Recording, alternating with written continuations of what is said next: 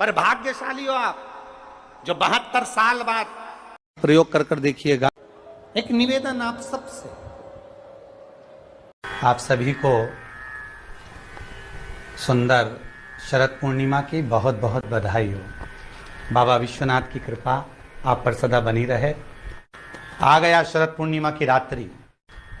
बड़े से बड़ी बीमारियां, बड़े से बड़े रोग, बड़े से बड़े बड़े कष्ट इस शरद पूर्णिमा की रात्रि को छूट जाते हैं। दमे की बीमारी, श्वास की बीमारी, अनिद्रा की बीमारी, रात्रि को जगना, ये सारी बीमारियां शरद पूर्णिमा की रात्रि को अगर व्यक्ति अपने जीवन को सुखमय बनाए, अपने जीवन को आनंदमय बनाए तो सब छूट सकता है। शरद पूर्णिमा की रात्रि को पीपल के पत्ते 5 लेकर उसके ऊपर खीर डालकर रात्रि को खा लेने से महाराज दमे की बीमारी, श्वास की बीमारी रुक जाती है। वो बीमारी बढ़ती नहीं है, उससे कष्ट नहीं होता।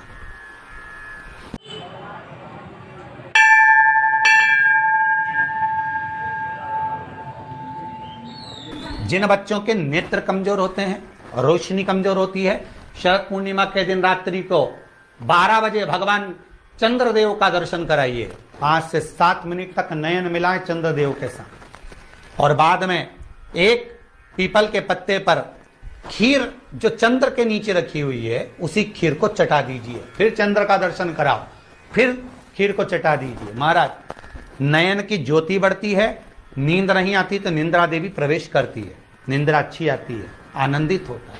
महाराज जिस व्यक्ति के शरीर में गांठ पड़ जाती हो, शरीर काला पड़ जाता हो, चट्टे पड़ जाते हो या दांत खाज खुजली हो जाता हो, उसके लिए भी शरद पूर्णिमा की रात्रि को 12 बजे महाराज भगवान चंद्रदेव के लिए 21 दिए जलाए जाते हैं। उस 21 दिए की कालोच एक थाली में इकट्ठी करी जाती है। कालोच को इकट्ठी कर शरीर में गाय के घी के साथ में जहां जहां जगह पर चट्टे हैं, गांठ है, वहां लगाया जाता है। उसको 5 या 7 दिन लगाइए। उसके बाद में रोज प्रतिदिन लगाने के आधे घंटे बाद स्नान कर लीजिए, आराम लगना प्रारंभ हो जाता है।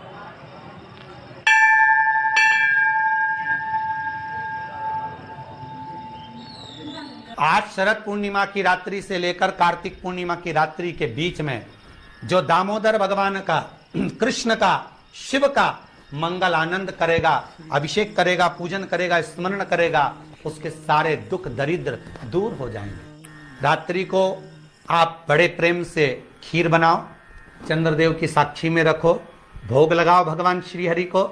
बन सके अगर लक्ष्मी की कमी है, लक्ष्मी नहीं आ रही है, व्यापार नहीं चल रहा है, तकलीफ बहुत ज्यादा है, घर में कष्ट है, कर्जा ज्यादा है, तो एक तांबे के कलश के ऊपर, तांबे के कलश में पानी भरना, कटोरी रखना, उस पर लक्ष्मी जी की मूर्ति रखना।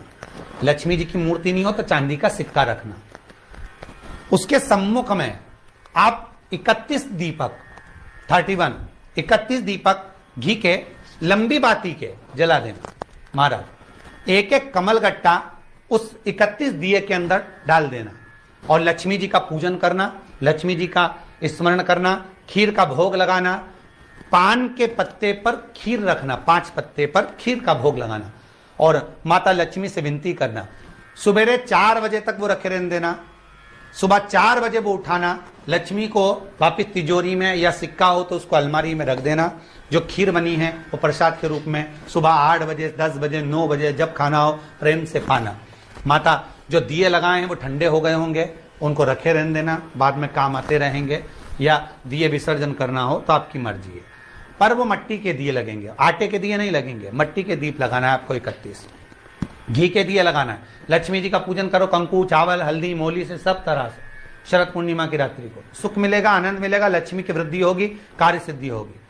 दूसरा क्रम, अगर कार्तिक पूर्णिमा हो, शरद पूर्णिमा हो, ये दोनों पूर्णिमा पर शरद पूर्णिमा के दिन आप शाम को प्रदोष काल के समय 4:30 बजे से 6 बजे के बीच में 1 लोटा पानी, उसमें 5 बेलपत्र रखकर, 1 कमलगट्टा डालकर भगवान चंद्रेश्वर महादेव के नाम से भगवान शंकर को चढ़ा दीजिए। आपकी जो कामना हो वो कामना कर चढ़ाएं, विनती करें चंद्रेश्वर महादेव को और निवेदन करें कि हमारा ये कार्य सफल हो।